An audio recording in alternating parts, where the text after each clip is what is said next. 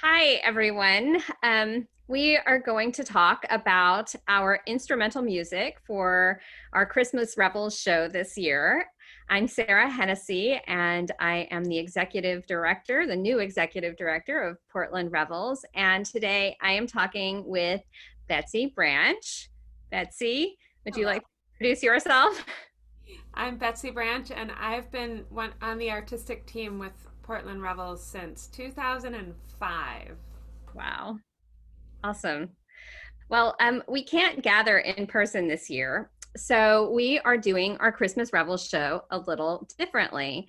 And so Betsy's here to tell us a little bit about that and specifically about the instrumental music and how we're doing that. So Betsy, do you want to just start out with what's different about our show this year?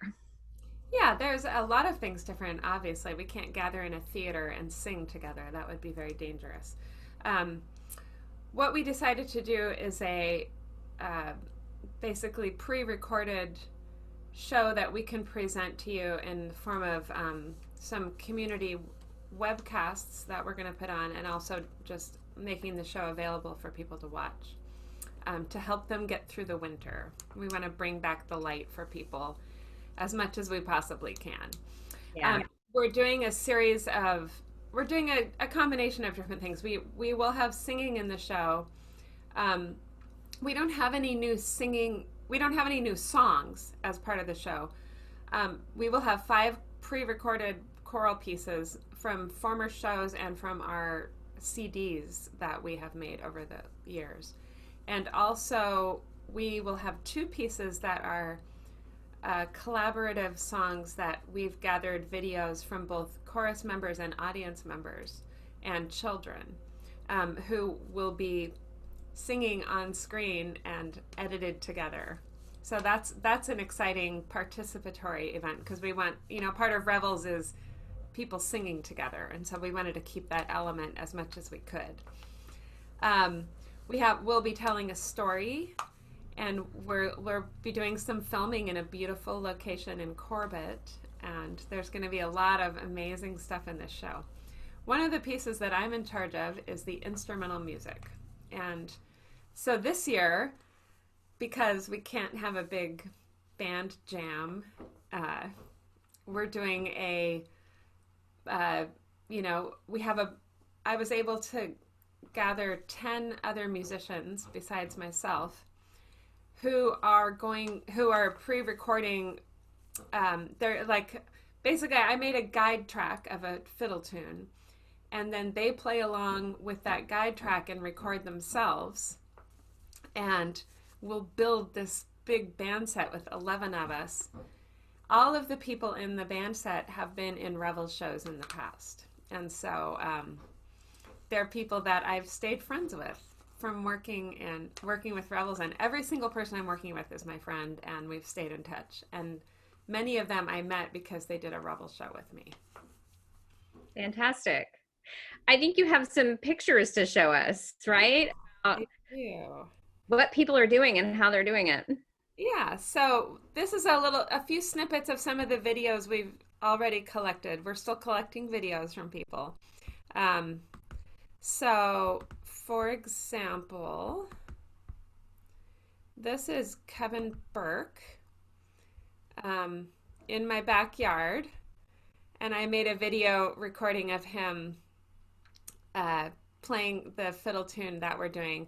The fiddle tune that we're doing as a big group is called Shoes and Stockings. It's an old time Appalachian tune, and it's a new tune to Revels. This is one of the new musical material pieces, is the instrumental set. We've never done Shoes and Stockings in a Revels show before. So there's Kevin in my backyard.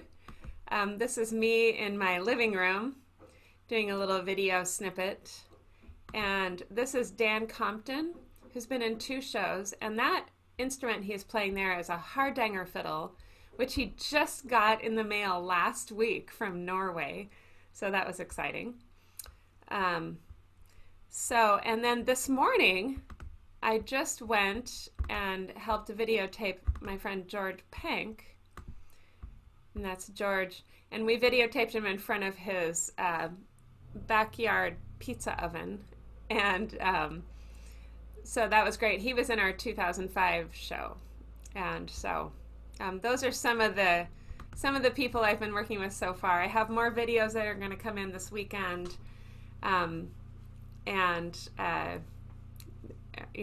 there's still much more to come. Yeah. So it sounds like to me, and maybe I'm wrong, that so all of these people are being recorded individually, Yes, to your kind of base track that you created for them. right. And then it sounds like there are probably two processes, right? Which is the sound, where you're having to layer this each musician on top of the other so that it sounds like you're all performing together. And Exactly. and then there's also video that will be kind of edited into our film. Is that right? Yeah.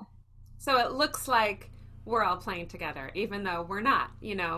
We'll have people in different houses and with different backgrounds and different on different days, but the idea is to look like we're all playing together.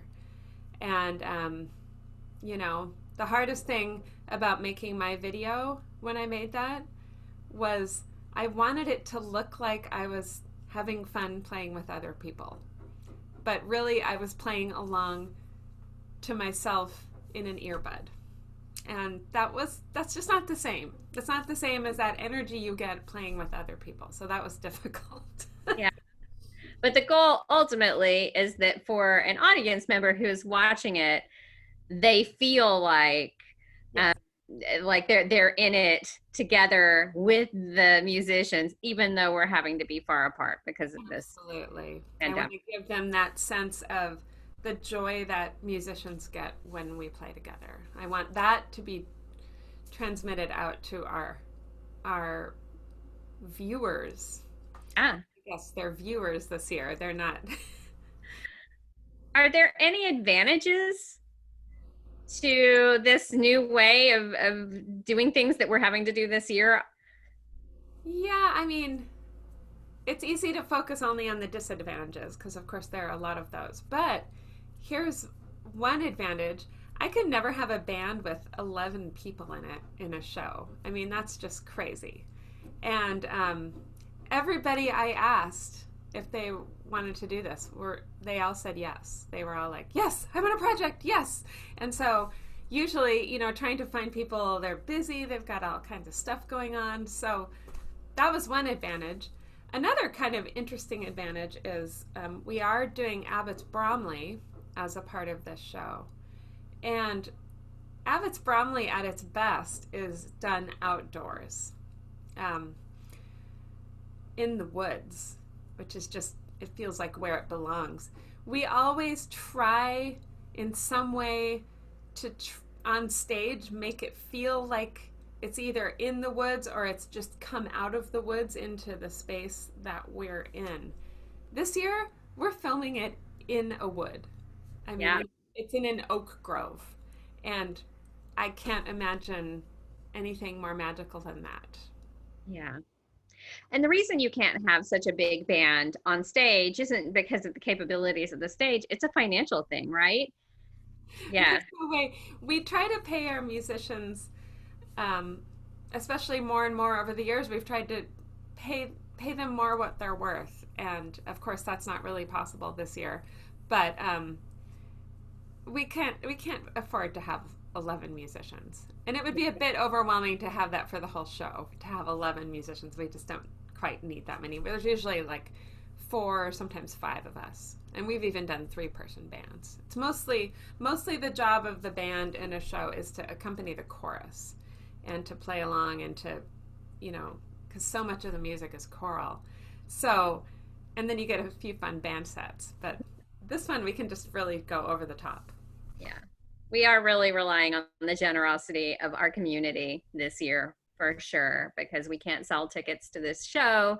We're asking for um, our audience members to donate, to help us produce this show, to help us stay on good financial footing so that we can come back next year, hopefully in person, live, and celebrate together again. And the artists who are working on this with us are no exception. They are giving us um, their time at many of them are volunteers, and many of them are at greatly reduced rates. They're worth so much more. I agree.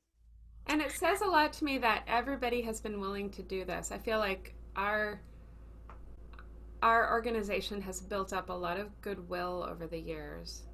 And this year we are cashing in on that goodwill, and people are stepping up and saying, you know, I like you guys. We like working with you. We'll do this for you.